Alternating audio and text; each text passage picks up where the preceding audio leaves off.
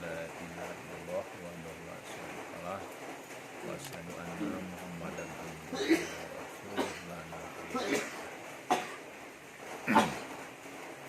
Segala puji bagi Allah yang telah melimpahkan rahmat serta karunia-Nya kepada kita semua, yang mana hingga saat ini, hingga detik ini kita masih diberinya kesehatan, kesempatan, sehingga kita bisa beraktivitas sebagaimana mestinya. Kemudian salawat dan salam tak lupa kita curahkan buat junjungan kita, yaitu Nabi Allah Rasulullah Muhammad SAW, karena atas bimbingan beliaulah atau contoh yang diberikan oleh beliaulah kita bisa hidup sebagaimana layaknya sekarang ini.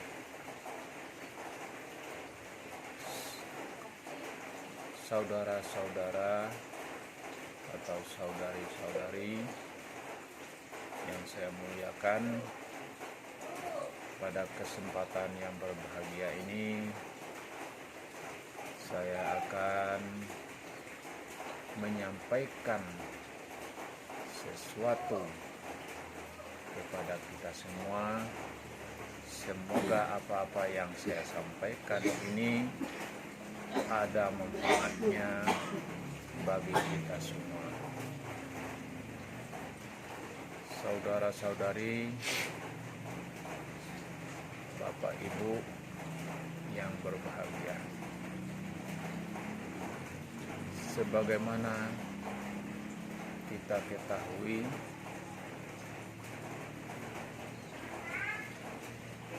di Kerinci ini, maksudnya di Kabupaten Kerinci ini, yaitu ada banyak lembaga adat. Yang lebih kita kenal yaitu ada 4 depati yang utama di Kerinci ini. Yang pertama yaitu Depati Atur Bumi yang berkedudukan di Tiang Tinggi. Kemudian yang kedua yaitu Depati Liang Sari yang berkedudukan di Pangasih. Kemudian yang ketiga Depati Muara Langkap yang berkedudukan di Tanyai. Terus yang keempat, yang terakhir, yaitu Depati Rencong Telang atau Depati Rantau Talang, atau yang kita kenal sekarang ini lebih ngetren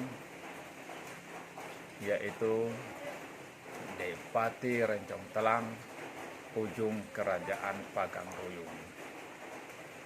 Maksud saya Depati Rencong Telang Ujung Kerajaan Pagaruyung, Pulau Sangkar. Bapak Ibu yang saya hormati, yang akan kita bahas, yang akan kita bicarakan pada kesempatan ini yaitu mengenai Depati Rantau Telang atau Depati Rencong Telang atau Depati Rencong Telang Ujung Kerajaan Pagaruyung. Yang pertama yaitu namanya tadi adalah Depati Rencong Telang Ujung Kerajaan Pagaruyung, Pulau Sangkar. Pengakuan secara administrasi negara yaitu tertuang dalam Akte Notaris nomor 49 tanggal 29 Desember 2017. SK Menkumham RI nomor AHU 001076 AH 0107 tahun 2018.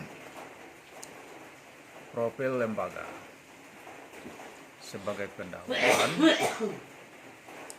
masyarakat adat Depati Rantau Talang meyakini bahwa nenek moyang mereka berasal dari persilangan antara penduduk asli dengan para pendatang. Para pendatang itu berasal dari berbagai kawasan, dekat maupun jauh. Pendatang awal adalah orang Proto Melayu atau Melayu tua. Semasa itu dipimpin oleh 3 orang kakak beradik yang sangat ditakuti oleh penduduknya yang berkedudukan semula di Jerangkang Tinggi dan kemudian memisahkan kelompoknya dari jarak yang tidak jauh, masih sekitar Jerangkang Tinggi juga. Adapun ninik tersebut yang bernama yang pertama yaitu Ninik Tebun Tandang dan pengikutnya yang mendiami dusun Jerangkang Tinggi, tepatnya di daerah yang tidak jauh dari desa Muak sekarang. Terus yang kedua yaitu Ninik Pametong Hitam dan pengikutnya yang mendiami dusun Pondok sekarang. Yang ketiga Ninik Karngo Bungku dan pengikutnya mendiami dusun Tinggi Empang Agung. Dalam sejarah disebut Raja Tiga Selo. Terus yang ketiga tadi itu dusun Pinggir Empang Agung yang tepatnya di daerah sekitar Pulau Sangkar sekarang yang mengarah ke Lubuk Paku. Nah, selanjutnya diperkirakan pada pertengahan akhir abad ke-13 Masehi masuk orang Melayu Pura Damasraya, 2 kakak beradik yang bernama Putih Tandaro dan Sultan Bagindo yang berbaur langsung dengan Raja Tiga Selo dan penduduknya, kemudian menempati daerah di muara Sungai Lingkat. Di sini mulainya menarata Jomanaruko untuk memenuhi kebutuhan kehidupannya.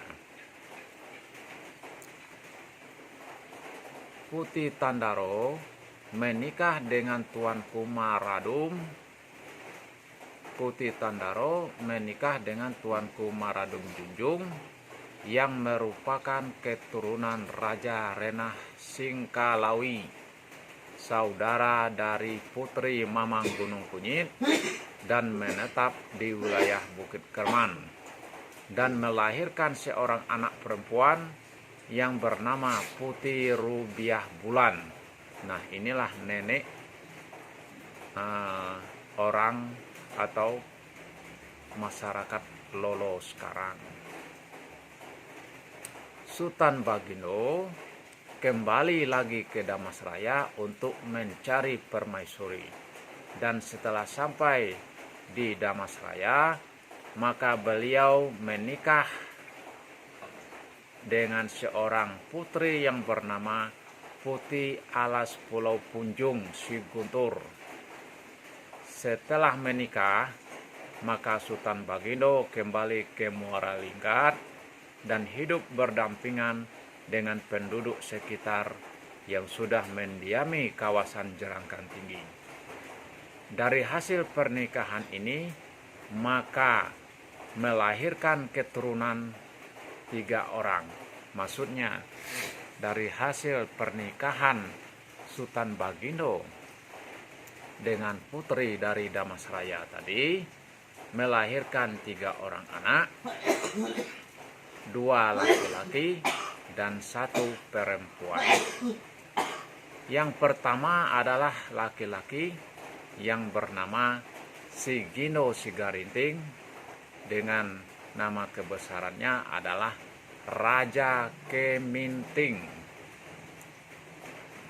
Yang kedua yaitu perempuan yang bernama Sigino Bala. Yang ketiga laki-laki bernama Sigino Ilok Misai. Sigino Bala ini yaitu neneknya saudara kita yang berada di daerah Serampas sekarang. Sedangkan Sigino Ilok Misai yaitu nenek moyangnya saudara-saudara kita yang ada di daerah Batang Asai.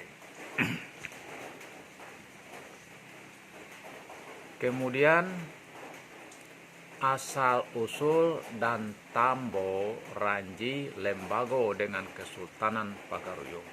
Maksudnya bagaimana hubungan antara Depati Rencong Telang dengan Kesultanan Pagaruyung Darul Koror.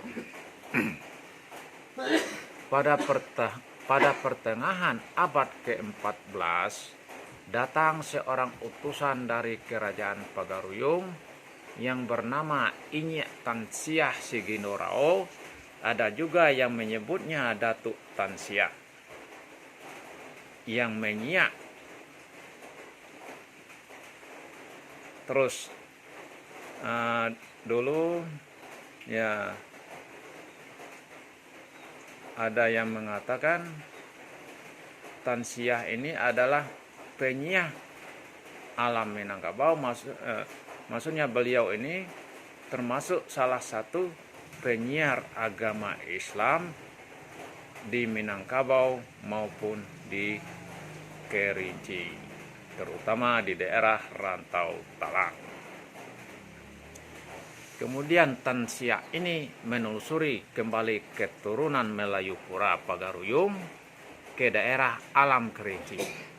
Sudah jauh jalan nan ditempuh, sudah tinggi gunung yang didaki, sudah dalam lembah nan dituruni. Singkat cerita, maka beliau bertemulah dengan Sigino Sigarinting selaku kepala kaum di negeri Pemuncak ini. Yang mana beliau ini adalah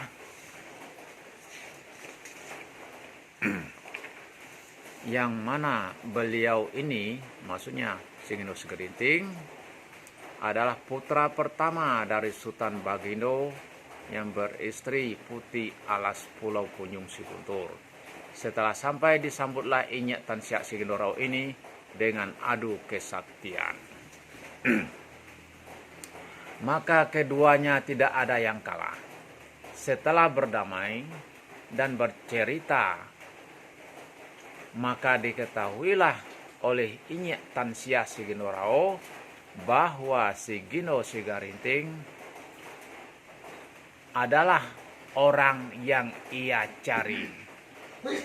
Sesuai titah yang diturunkan oleh Sultan Bakilap Alam, Raja Pagaruyung sewaktu itu. Sesuai dengan amanah dan pesan yang diterima, maka beliau mencabut tombak nan sebatang yang diberikan oleh Sultan Bakilap Alam, maksudnya Sultan Bakilap Alam, lalu menancapkan tombak nan sebatang tersebut. Maka beliau bersumpah dengan kalimat 2 kalimat tauhid, la ilaha illallah Muhammad Rasulullah, dan menyatakan, inilah tanah nan sebingkah di bawah payung nan sekaki ujung kerajaan Pagaruyung. Nah, itulah yang namanya Pulau Sangkar sekarang. Dan tanah itu masih ada, pulau itu masih ada, dan bekas tanah yang dipancang dengan tombak itu pun masih ada. Setelah dijamu dan diadakan musyawarah kaum oleh Sigindo Sigerinting atas kedatangan Nyi Tansia Sigindo Rao, dalam pertemuan musyawarah dimaksud, maka diceritakanlah bagaimana kondisi kemajuan Kerajaan Pagaruyung sejak diangkatnya Sultan Bakelap Alam sebagai Raja Pagaruyung. Untuk mendapatkan kembali kebesaran di wilayah rantau, maka Nyi Tansia Sigindo Rao mengajak Sigindo Sigerinting yang semasa itu masih kondisi bujang lajang, maka dicarikan pendamping atau kata lain permaisuri dari Pagaruyung. Maka dalam hal ini ajakan yang ditawarkan oleh Tansia Sigindo Rao kepada Sigindo Sigerinting, maka Sigindo Sigerinting menyetujuinya untuk ikut pulang ke Pagaruyung Ulak Tanjung Bungo. Maka dengan kata adat menyampaikan, bulat air di Pembuluh, bulat kato di Mupakat, bak kato balam padi rabah, maka berangkatlah Sigindo Sigerinting bersama Nyi Tansia Sigindo Rao yang dilepas dengan hati yang riang dan gembira oleh keluarga dan penduduk di kala itu, yang berharap pimpinan mereka akan mendapatkan permaisuri.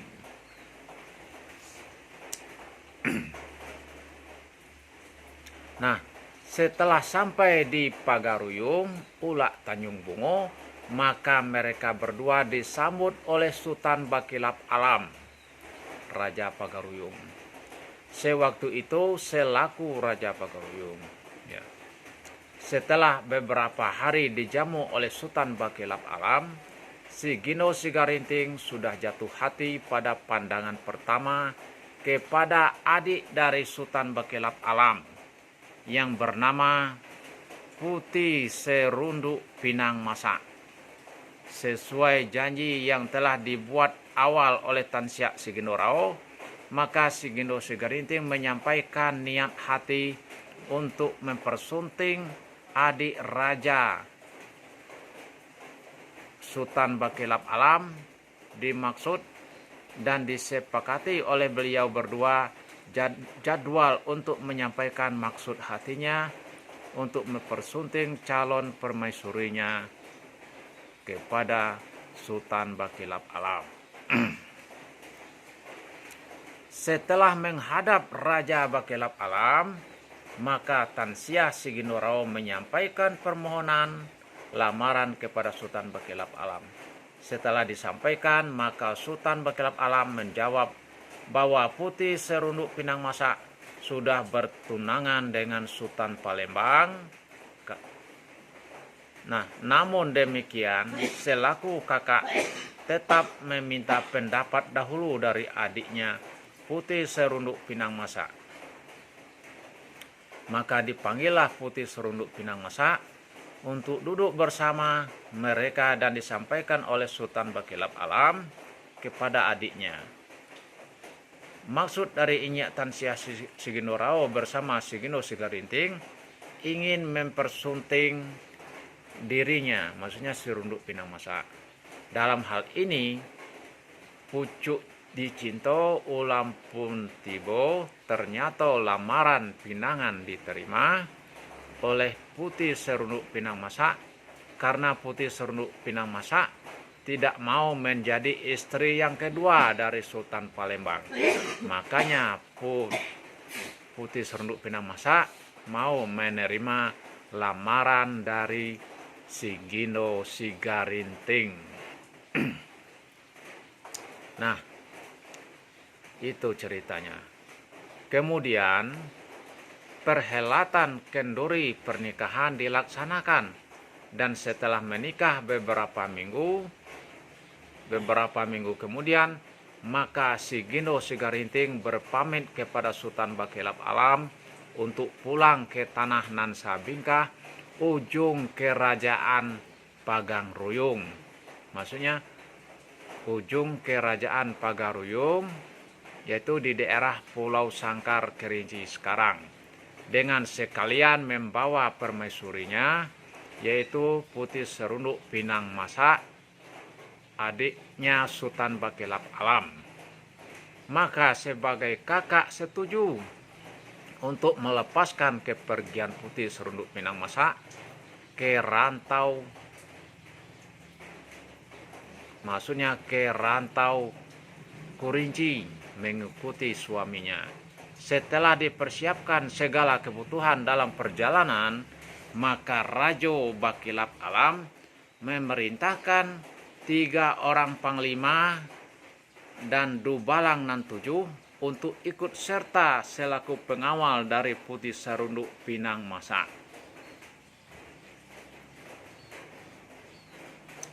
Para panglima yang mengawal Putih Serunduk Pinang Masa itu adalah Inyek Sarintiak Ujan Paneh, kemudian Inyek Sigumarang, kemudian Inyek Sintalarang, dan ditambah dengan Dubalang nan 7.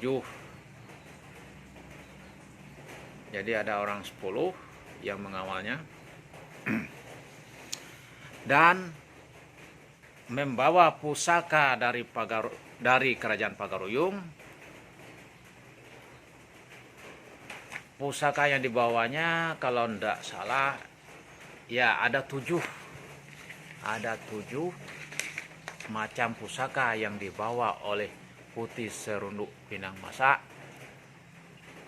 pergi mengikuti suaminya ke daerah rantau Kurinci, ya tepatnya di Pulau Sangkar sekarang. Yang pertama pusaka yang dibawanya yaitu Mantiko Matohari.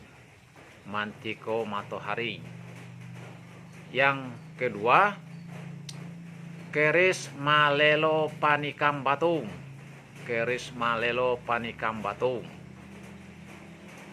Yang ketiga Tombak nan Sebatang. Terus yang keempat Sayak Tempurung Kalapo Baling. Terus yang kelima Payung nan Sekaking. Terus yang keenam Cempako Harimau Timbago. Kemudian yang ketujuh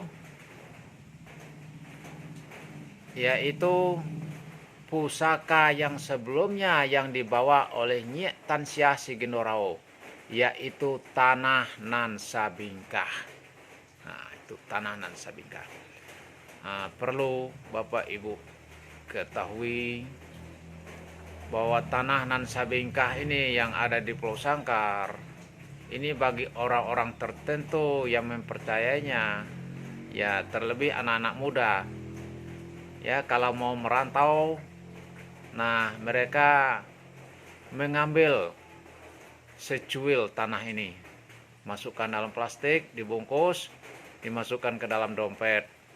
Nah itu mereka bawa, itu bagi mereka yang meyakini. Nah itu.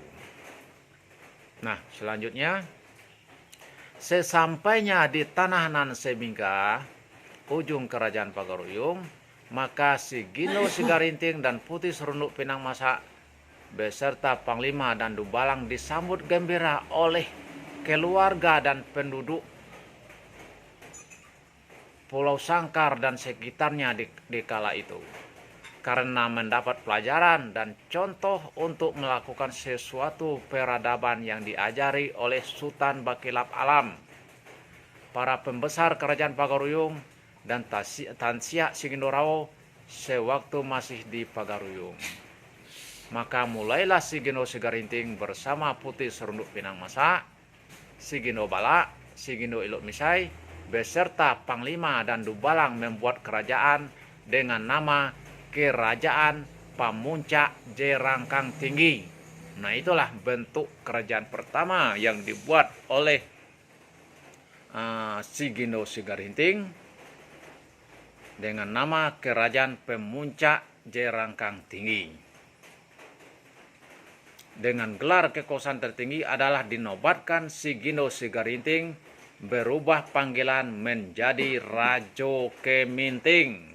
Nah, Rajo Keminting itu bisa kita lihat dalam tambo ya, yang ditulis oleh ya, yang pernah saya lihat itu yang ditulis oleh Mamanda Aulia Tasman, Profesor Aulia Tasman.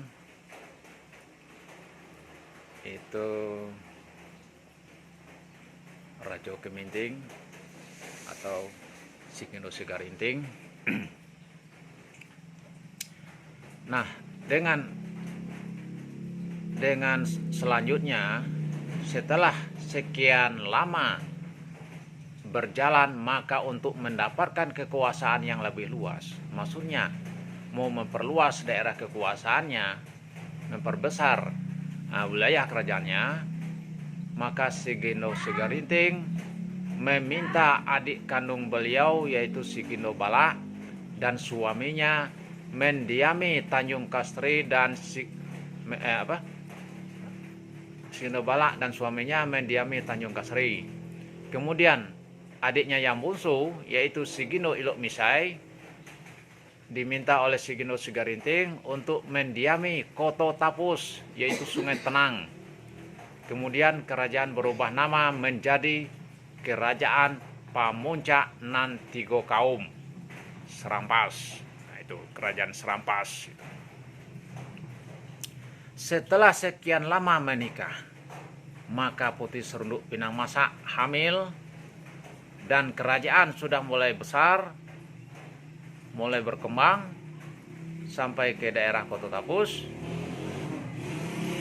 Lalu ternyata dalam hal ini adanya informasi yang sampai ke Kesultanan Palembang atas berkembang pesatnya kerajaan Pemuncak Nan Tigo Kaum ini, maka Sultan Palembang mengutus Panglima dan bala tentaranya untuk menaklukkan kerajaan Pemuncak Nan Tigo Kaum ini. Maka dalam hal ini terjadilah perang yang disebut dalam sejarah Perang Telago Darah. Wah, itu mungkin setiap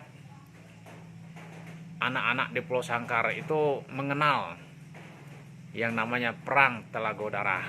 Walaupun selama ini tidak begitu jelas, tetapi mereka sangat mengenal, ya, tahu tentang adanya Perang Telago Darah. Yaitu perang ini terjadi di Bukit Margan Bungsung.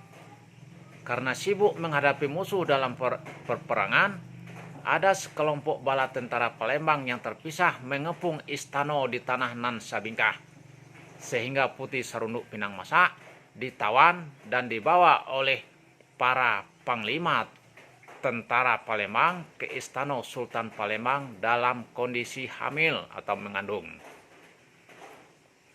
Mendapati kabar Putih Serunduk Pinang Masa sudah dibawa oleh panglima dan bala tentara Sultan Palembang yang terpisah, maka para bala tentara yang dihadapi pun di Bukit Margan Bungsu sudah mundur. Maka Rajo Keminting bersama Panglima dan Dubalang serta pasukan bala tentaranya bersiap untuk mengejar rombongan bala tentara Sultan Palembang yang membawa Putih Serunduk Pinang Masa. Sesampai Rajo Keminting di daerah Rupit, maka ditunggulah oleh bala tentara Sultan Palembang. Kembali terjadi perang dan di sini pasukan Sultan Palembang pun mundur. Dalam sejarah disebut Perang Rupit Palembang kalah. Nah, itu Perang Rupit Palembang kalah. Namun demikian, Putih Serunduk Pinang Masa tetap tidak bisa disusul. Untuk mengatur strategi lebih lanjut, maka Rajo Keminting mengatur strategi untuk bisa masuk ke istana Sultan Palembang dan membuat markas di Sigarintung, Bukit Siguntang-Guntang. Jadi sebelum rombongan Si Gendut Si Garinting memasuki Palembang, memasuki istana Sultan Palembang, dia membuat markas dulu di Sigarintung, Bukit Siguntang-Guntang.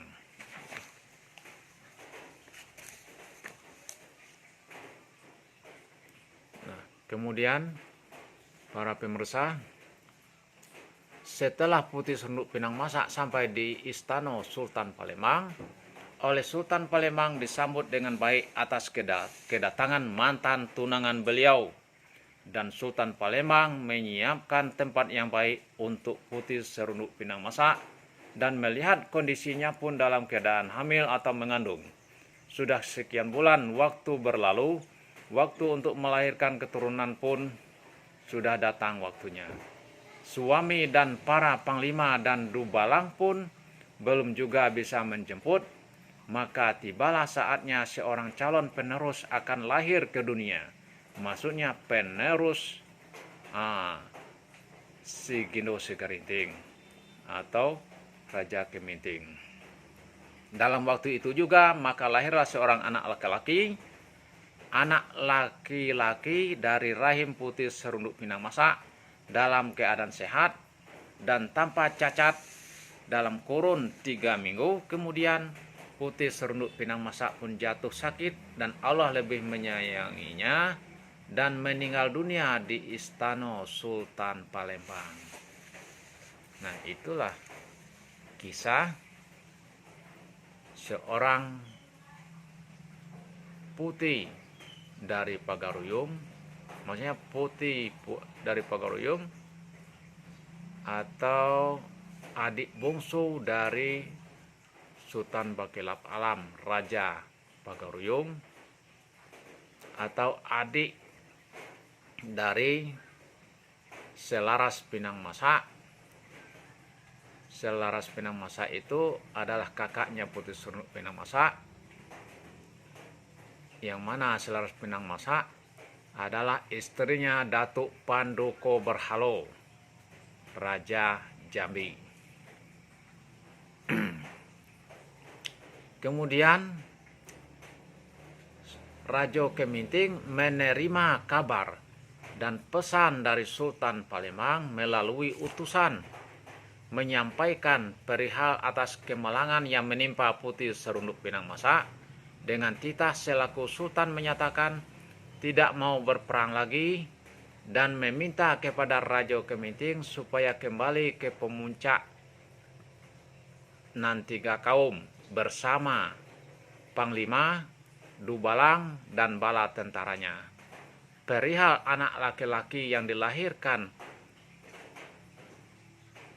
Sultan Palembang menjanjikan akan diasuh oleh Sultan Palembang sampai berumur 7 tahun.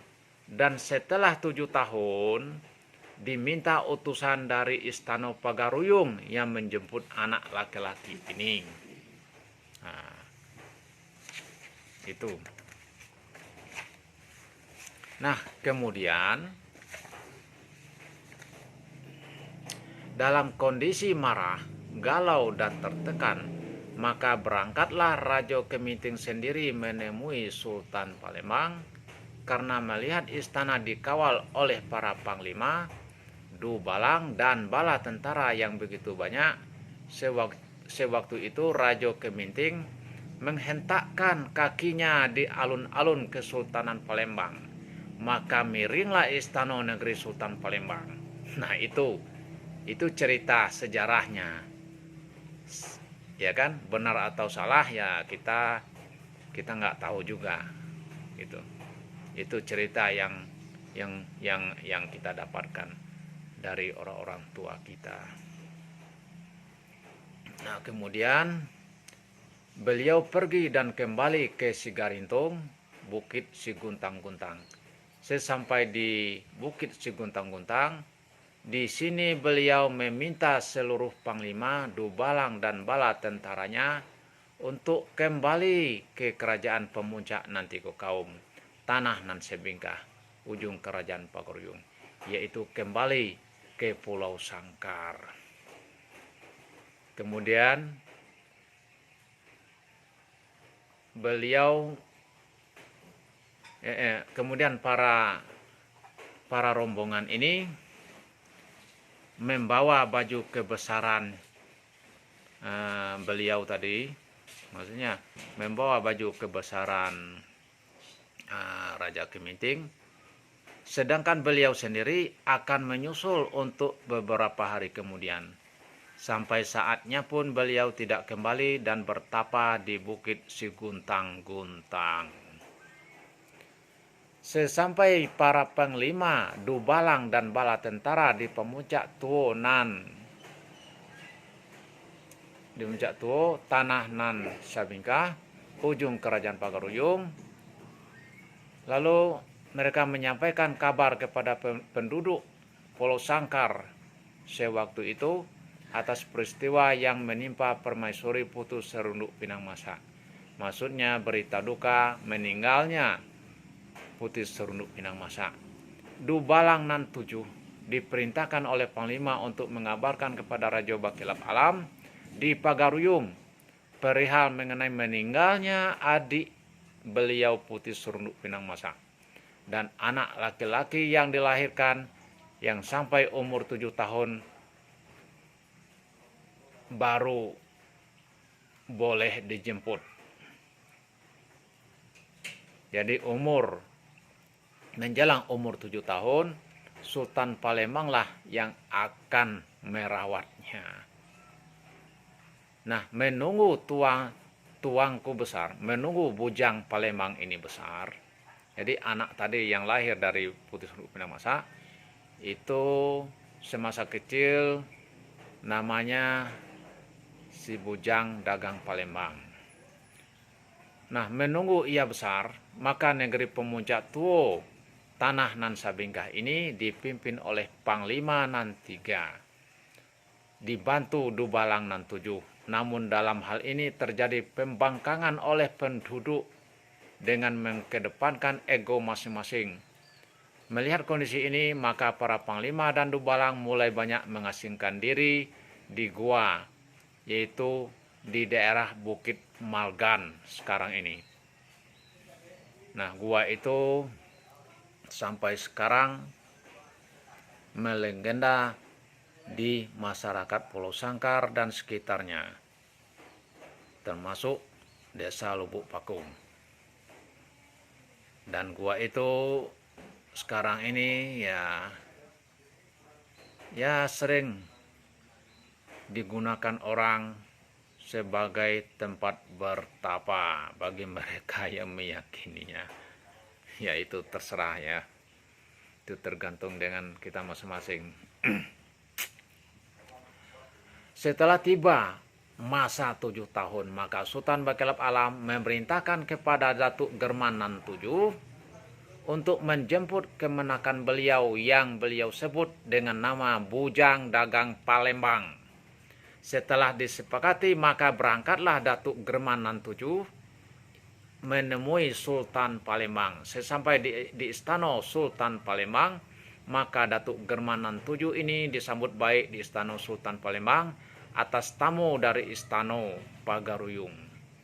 Setelah menyampaikan maksud dan tujuan sesuai janji yang sudah dibuat oleh Sultan Palembang, dalam kato adat disebutkan, kato dulu kato di depati, kato dulu kato di depati, kato kemudian kato dicari. Dalam hati Sultan Palembang sudah merasa dekat dan sangat sayang dengan bujang dagang Palembang ini. Karena apa? Karena bujang dagang Palembang ini juga merupakan keponakan dari Sultan Palembang. Karena antara Serunduk Pinang Masa dengan Sultan Palembang itu masih saudara, masih cicit yang sama, karena merupakan anak keturunan dari Aditya Warman. Nah itu. Karena beliau seorang raja, maka katanya pun harus beliau tepati. Kemudian beliau membuat syarat yang harus dipenuhi oleh Datuk German nan 7. Dalam sejarah disebutkan bahwa Sultan Palembang mau melepaskan bujang dagang Palembang, tapi harus membayar upah asuh selama 7 tahun dengan meminta berupa emas sejumlah sebiduk, daun ketari, sekarung lengan baju. Nah, jadi syaratnya emas sejumlah sebiduk daun ketari, sekarung lengan baju, sepenuh lesung pesuk, sapesuk sayak landai. Nah, itu syaratnya. Wah, ini berat juga ini. Itu. Sesampai di pemuncak, ya, mendengar syarat yang diajukan oleh Sultan Palembang, maka Datuk German nan 7 dikala itu tidak mampu untuk memenuhi permintaan Sultan, maka dengan berat hati harus pulang untuk mendapatkan emas untuk menebus syarat yang diminta. Setelah izin untuk maurak selo dari Istana Kesultanan Palembang, maka Datuk German nan 7 kembali pulang menuju pemuncak Tuo nan tanah nan Sabingkah, ujung kerajaan Pagaruyung, untuk berunding dan duduk bersama dengan Palimo nan 3 beserta yang lainnya perihal menyiapkan emas tebusan untuk mendapatkan bujang si dagang Palembang yang diminta oleh Sultan Palembang. Sesampai mereka di pemuncak Tuo tanah nan Sabingkah, ujung kerajaan Pagaruyung, maka diadakan musyawarah. Maka disepakatilah untuk menemui Sultan Kalimbo. Sultan Kalimbo ini yang sudah berdiam di kaki Gunung Kerinci. Maka berangkatlah para datuk nan 7, padang luas sudah dilalui, gunung tinggi sudah didaki, lurah dalam sudah dituruni, maka sampailah Datuk German nan 7 di rumah Sultan Kalimbo. Setelah maksud tujuan disampaikan kepada Sultan Kalimbo, maka Sultan Kalimbo menyetujui untuk memberikan emas yang diminta dengan syarat salah satu, ya. Jadi Sultan Kalimbo menyetujui pemerintahan mereka untuk dipinjamkan emas, tapi dengan syarat, ya, salah satu dari datuk yang 7 ini harus menjadi menantu beliau. Nah, itu.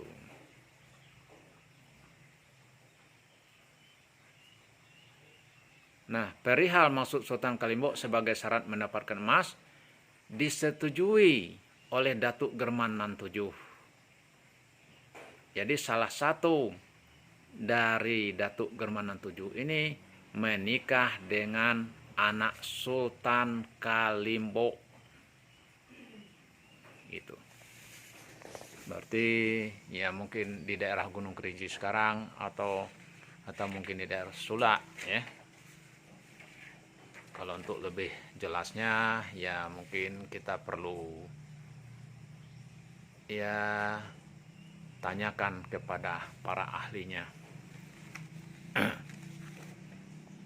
Nah, setelah emas didapat, maka Datuk German nan 7 berangkat lagi ke Palembang untuk menemui Sultan, mengantarkan tebusan dan menjemput bujang dagang Palembang. Setelah emas tebusan diserahkan, maka Datuk German nan 7 beserta bujang dagang Palembang dilepas dengan hati yang suci dan muka yang jernih oleh pembesar istana Sultan Palembang untuk pulang ke pemuncak Tuo tanah nan Sabingkah, ujung kerajaan Pagaruyung, yaitu di daerah Pulau Sangkar sekarang ini. Setelah lamanya perjalanan, maka Datuk German nan 7 bersama bujang dagang Palembang sampai di pemuncak Tuo tanah nan Sabingkah.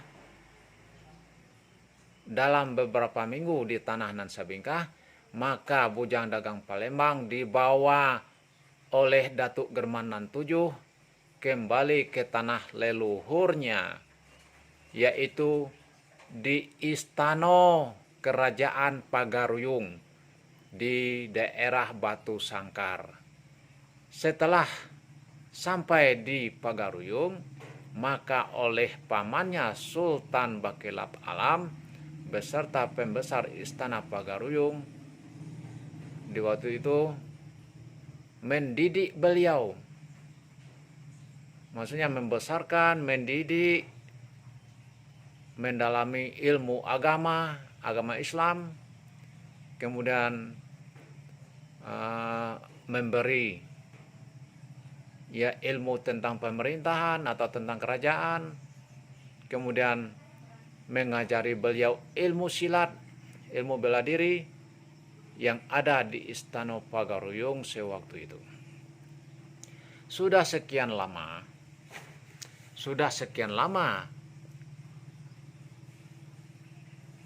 bujang dagang Palembang tinggal bersama keluarganya di Istana Pagaruyung.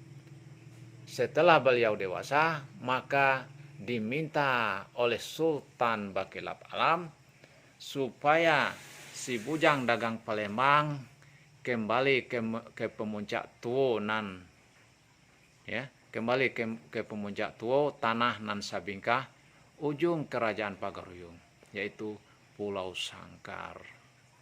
Dan sewaktu itu juga ditagakkan gelar adat kepada bujang dagang Palembang dengan gelar Tuanku Mage Nan Bagonyong, Depati Rantau Talang.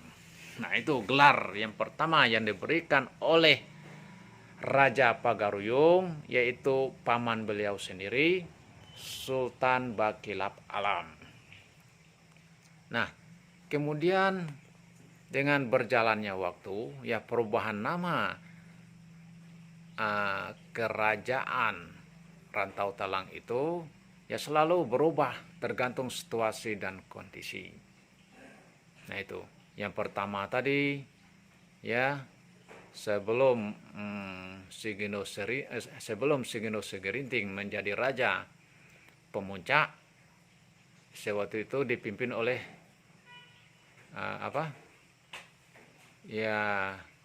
yang kita kenal dengan Raja Tiga Selo. Nah, itu kemudian berubah menjadi Kerajaan Pemuncak yang dipimpin oleh Sigino Segerinting. Kemudian setelah berkembang, Kerajaan Pemuncak ini berkembang, maka berubah nama lagi menjadi Kerajaan Pemuncak Nantiko Kaum. Nah, kemudian setelah Sigino Segerinting mangkat, kemudian dilanjutkan oleh anaknya tadi, yaitu Tuanku Mage Nan Bagonyong atau si bujang dagang Palembang, maka kerajaan ini berubah nama menjadi Rantau Talang. Nah, kemudian selanjutnya berubah nama lagi menjadi Rencong Telang. Nah, kemudian sekian lama sempat juga agak kabur-kabur kerajaan ini yang nggak jelas, atau katakanlah samar-samar, karena melihat situasi dan kondisi, dan lalu terjadi lagi perubahan. Perubahan itu tidak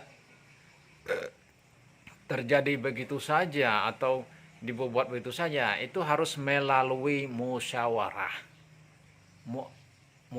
dan mufakat dari para pemangku dan disetujui oleh anak jantan, anak batino.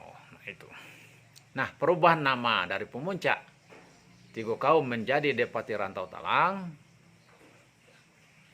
dan menjadi Depati Rantau Talang ujung kerajaan Pagaruyung. Nah, ini ceritanya.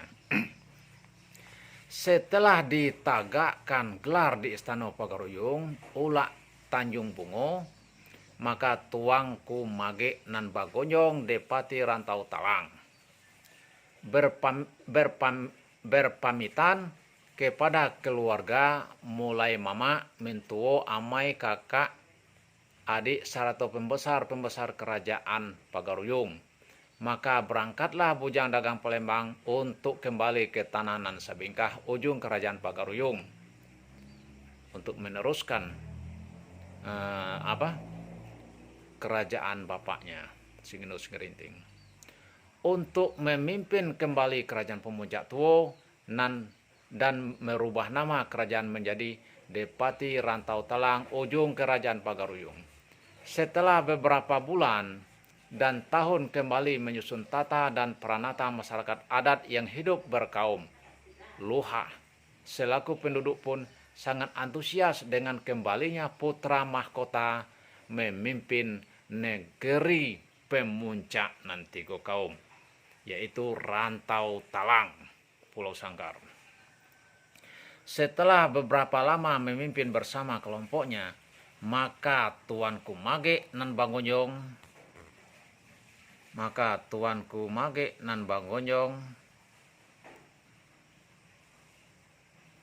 Depati Rantau Talang, ujung kerajaan Pagaruyung, mempersunting seorang putri, yaitu anak dari datungnya dari Pemuncak Tengah, atau anak dari Sigino Bala yang selaku penguasa di Pemuncak Tengah, ya. Putih itu bernama Putih Dayang Ayu. Jadi Putih Dayang Ayu. Jadi bujang dagang Palembang ini atau Tuanku Mage nan Bangonjong menikah dengan anak datungnya, anak tantenya, yang bernama Putih Dayang Ayu. Sejak beliau menikah dengan Putih Dayang Ayu, maka semangat untuk menaroko, menarata, dan membuat tatanan peradaban serta pengakuan ulayat dari para kembarkan pun dibuat oleh beliau. Dan kemudian beliau membuat kebesaran beliau sebagai bukti kebesaran beliau dengan mendirikan Istana Mahligai Tuanku nan Bangonjong, Depati Rantau Talang, ujung kerajaan Pagaruyung, dengan sendi adatnya, adat bersendi sarak, sarak bersendi Kitabullah, dengan menetapkan nama baru tanah nan Sabingkah menjadi nama Pulau Sangkar. Nah itu, beliau menyebut pulau di ujung Pagaruyung dan batu di Pagaruyung. Dan beliau pun membuat nama kaum dan luha yang lain pun banyak yang sama dengan Pagaruyung, seperti Selampaung, Lubuk Paku, Tabek Patah, Pondok, dan lain-lain. Dalam sejarah menyebutkan semasa beliau Tuanku Mage nan Bangonjong, Depati Rantau Talang, masa kejayaan tertinggi dari peradaban yang berada dalam wilayah Depati Rantau Talang, ujung kerajaan Pagaruyung. Nah, kemudian keturunan dari Tuanku Mage nan Bangonjong. Nah, ya kan? Tuanku Mage nan Bangonjong, Depati Rantau Talang, bersama Permaisuri Putih Dayang Ayu melahirkan 3 orang anak. Nah, ada 3 orang anak dari perkawinan antara Tuanku Mage nan Bangonjong dengan Putih Dayang Ayu. Anak yang pertama yaitu Sultan Maharajo Gerah. Sultan Maharajo Gerah. Yang kedua Sultan Maharajo Aro. Yang ketiga Putih Reno Lelo Baruji. Itu yang ketiga. Putih Reno Lelo Baruji. Ya. Nah, yang pertama tadi Sultan Maharajo Gerah itu melahirkan anak lagi 5 orang, semuanya perempuan. Kemudian yang kedua, Sultan Maharajo Gerah tadi melahirkan anak 5 orang, semuanya perempuan dan semuanya tinggal di Pulau Sangkar. Terus anak yang kedua yaitu Sultan Maharajo Aro. Sultan Maharajo ini juga berada di Pulau Sangkar, dan anak dari Sultan Maharajo Aro ada tiga. Nah, kemudian Putih Reno Lelo Baruji, ya, ini juga mempunyai 3 orang anak. Nah, ini kita ceritakan untuk selanjutnya. Dari cucu-cucu beliau Sultan Maharajo Gerah dan Sultan Maharajo Aro dan Sumano, beliaulah yang melahirkan pemangku adat dalam wilayah Depati Rantau Telang. Ya. Jadi para pemangku adat dari Depati Rantau Telang itu seperti Depati Agung, Depati Tago, Depati Agung, Depati Balingo, Depati Anggo, Depati Kerinci. Nah, itu adalah anak dari Maharajo Gerah atau cucu dari Tuan Kumage Nan Bagonjong.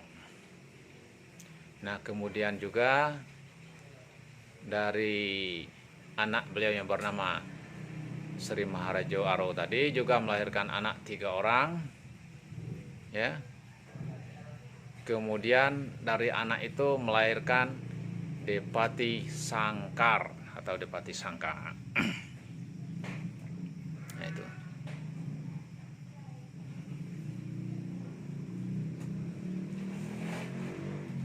Terusnya dari cucu-cucu beliau Sultan Maharajo Gerah dan Sultan Maharajo Aro dan Sumano, beliaulah yang melahirkan pemangku adat dalam wilayah Depati Rantau Telang, selanjutnya dengan menggunakan adat perpatihan sebatang.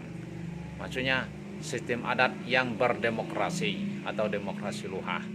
Inilah yang sampai sekarang masih tetap lestari secara turun-temurun dalam adat. Disebutkan Depati nan bernam, Ninik Mama nan selapan, anak timbang nan duo,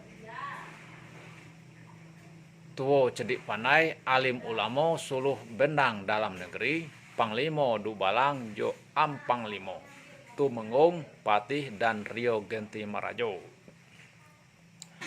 Untuk anak beliau Putih Reno Lelo Baruji melahirkan anak Depati Nantigo, yaitu Nantigo di Baruh. Nah, inilah yang kita kenal dengan katanya ada Depati 4, nah, 4 nan date, 3 nan di Baruh. Nah, ini dia yang 3 di Baruh. Jadi yang 3 di Baruh ini adalah anak cucu dari Depati Rencong Telang, ya. Jadi yang 3 di Baruh ini bukan bagian dari Kerinci secara umum sekarang tuh bukan. Tapi yang 3 di Baruh ini adalah bagian dari Depati Rencong Telang.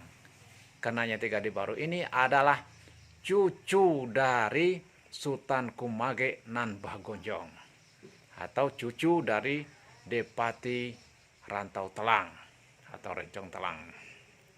Nah, untuk anak beliau Putih Reno Lelo Baruji melahirkan anak Depati Nantigo di Baruh dengan susunan. Yang pertama Depati Setio Nyato di Muaro Panco. Yang kedua Depati Setio Rajo di Lubuk Gaung. Yang ketiga Depati Setio Beti di Nalo Tantan. Nah itu sejarahnya. Nah, kemudian perubahan nama kembali kerajaan menjadi Depati Rencong Telang. Setelah Tuan Kumage Nan Bagonjong Depati Rencong Telang mangkat, maka kerajaan dipimpin oleh Sultan Maharajo Gerah dan Sultan Maharajo Aro. Sultan Maharajo Gerah menurun anak 5.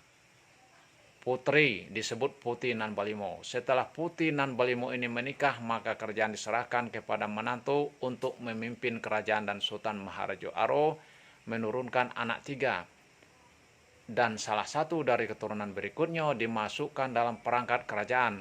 Dan dimasukkan sebagai perangkat kerajaan karena adat yang dipakai adalah adat perpatihan sebatang. maka beliau tegak sama tinggi, duduk sama rendah. Maka dalam kepemimpinan adat Depati Rantau Telang berubah menjadi Depati nan bernam Nini Mama nan Selapan. Dan kerajaan berubah nama menjadi Depati Rencong Telang. Nah itu. Jadi masalah hubungan antara Rantau Telang dengan Jawa, ya. Nah di sini letaknya para menantu dari Sultan Maharjo Gerah. Nah, itu isu-isunya atau berita yang kita dengar, katanya para menantu ini dari Jawa, tapi tidak tahu Jawa mana. Karena sampai sekarang kita belum bisa membuktikan. Apa benar para menantunya itu berasal dari Jawa atau tidak, ya kan? Nah, yang jelas kita belum bisa memastikan. Nah, kita belum bisa menentukan. Maka tidak perlu kita perdebatkan. Kalau benar nggak jadi masalah, kalau nggak benar pun nggak jadi masalah. Yang jelas, ya, Depati Rencong Telang, ya, punya kerabat, punya hubungan dekat dengan Kerajaan Pagaruyung. Ibaratnya antara Kerajaan Pagaruyung dengan Rencong Telang itu ibarat tubuh itu ya dibelah dua, ibarat pinang dibelah dua. Jadi sama, ya, sama. Setiap sisi belahannya sama. Nah itu. Jadi kalau tubuh ini dibelah dua, ya baik yang pergi dengan yang tinggal itu statusnya sama, kedudukannya sama. Nah itu. Jadi orang Pulau Sangkar bisa menjadi raja di Pagaruyung seandainya di Pagaruyung itu tidak ada lagi yang bisa jadi raja atau memang benar-benar darurat maksudnya. Nah begitu juga sebaliknya.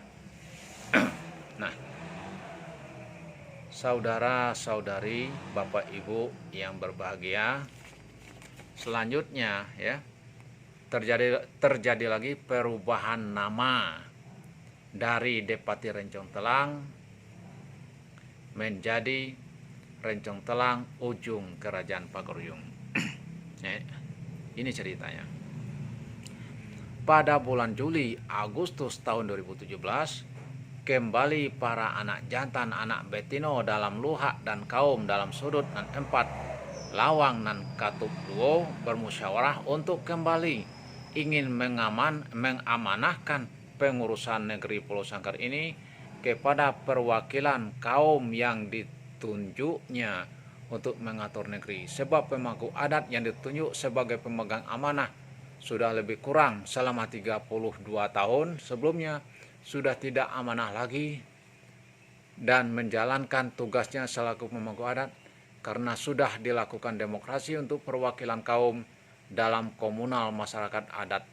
Maka masyarakat adat dalam 4 desa Pulau Sangkar tepat tanggal 3 September 2017 dilaksanakan kenduri seko, tegak gelar dan kembali mendata dan peranata dalam masyarakat adat dan disepakati melalui hasil musyawarah jejak Buik Karangsetio, ubah Buik Karangsetio dan mengembalikan sejarah asal muasal nenek moyang yaitu dari Pagaruyung dan kebesaran pengangkatan dan pengukuhan pun di ate tanah nan sebingkah ujung Kerajaan Pagaruyung. Akibat adanya tindakan oleh oknum yang masih mengakui dirinya selaku pemangku adat Depati Rencong Telang dan selalu melakukan intimidasi, pengerusakan, sering membuat keresahan kepada para peladang dan pendatang dengan mengatasnamakan Depati Rencong Telang. Maka untuk dapat membedakan dari perbuatan oknum, maka untuk memenuhi maksud Undang-Undang Dasar tahun 1945 Pasal 18B secara administrasi keberadaan dalam negara Republik Indonesia, maka dibuatlah langkah awal melalui akta notaris dan SK Menkumham dan merubah nama dari Depati Rencong Telang menjadi Depati Rencong Telang Ujung Kerajaan Pagoruyung. Nah, itu sebab terjadinya perubahan nama. Ya, itu salah satu sebab terjadinya perubahan nama. Jadi perubahan nama ini bukan berarti merubah adat. Ya, bukan berarti merubah adat. Nah, itu.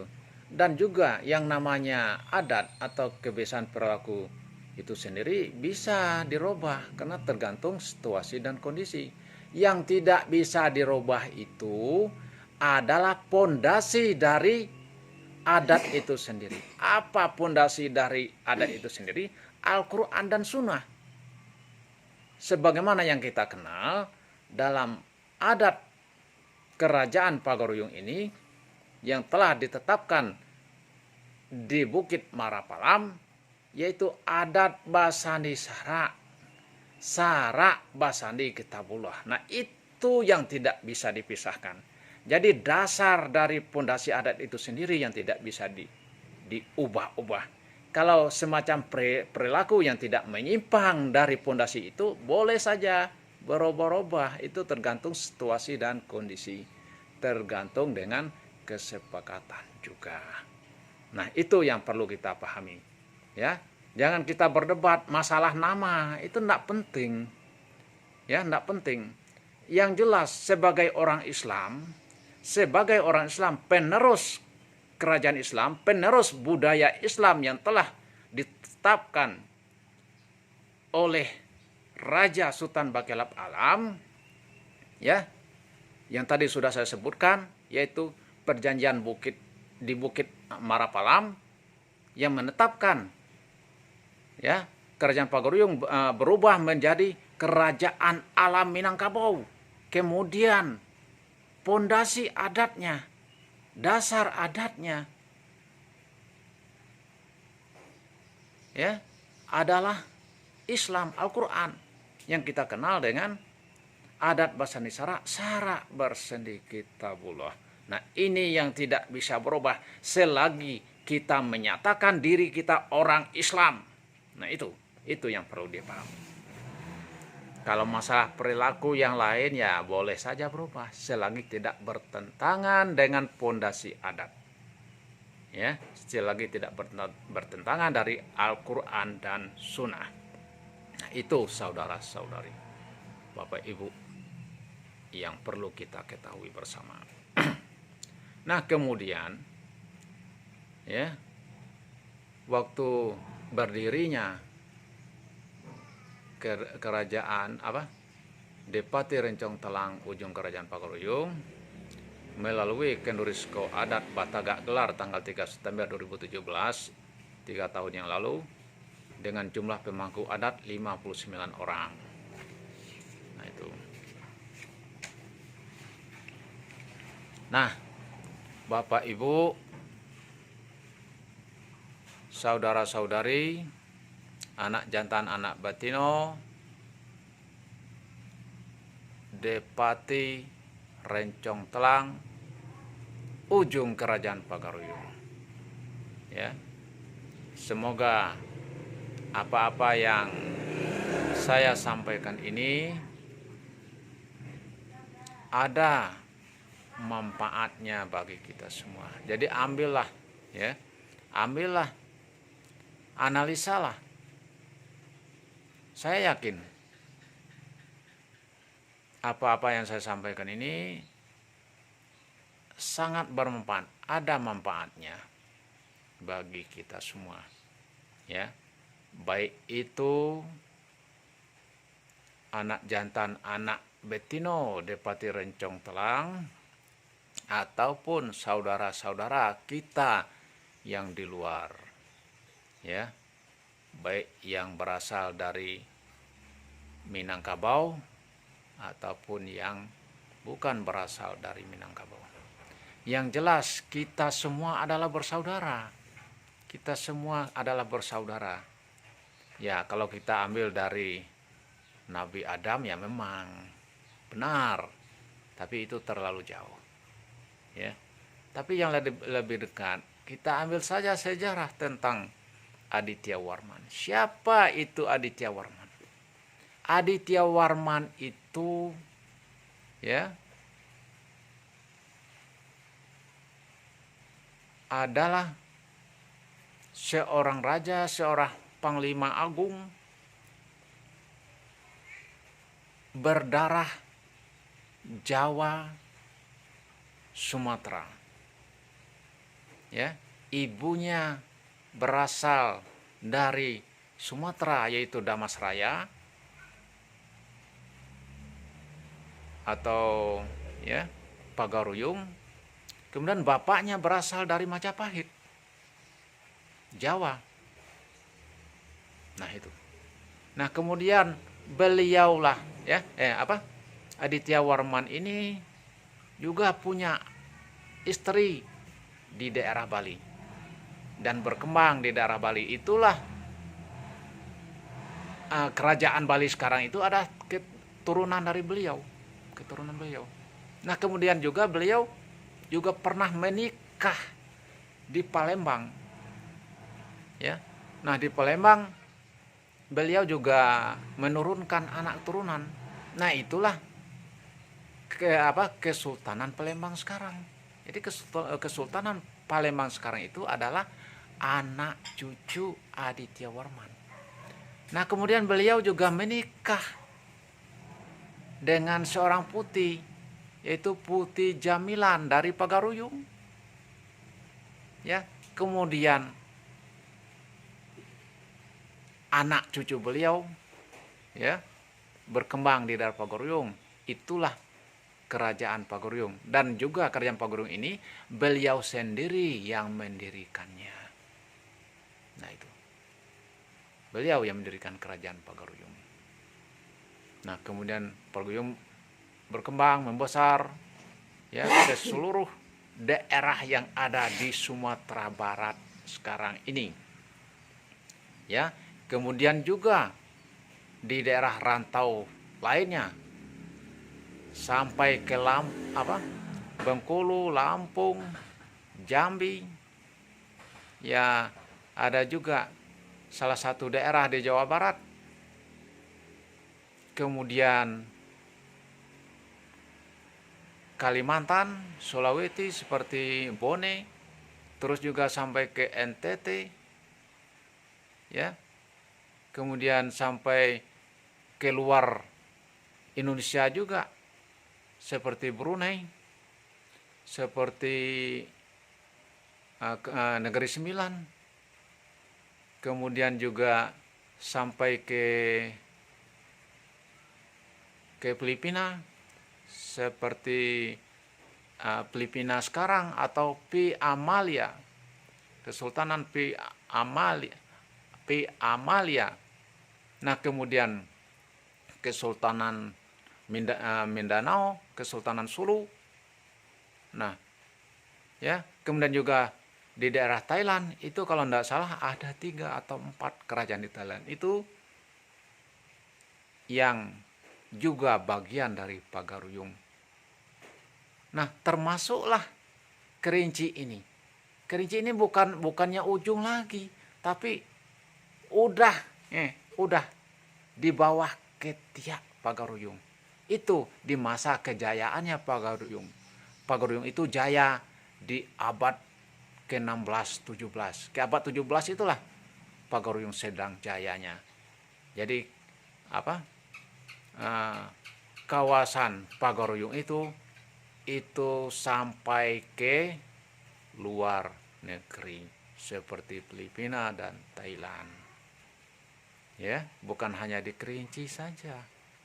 Bukan hanya di Kerinci saja. Kalau Kerinci itu bukannya ujung lagi, tapi udah di bawah. Ya, udah di pangkal ketiak Pagaruyung. Apalagi dulu ya, Kerinci termasuk salah satu bagian dari Kabupaten Provinsi Sumatera Barat. Baru sekitar tahun 59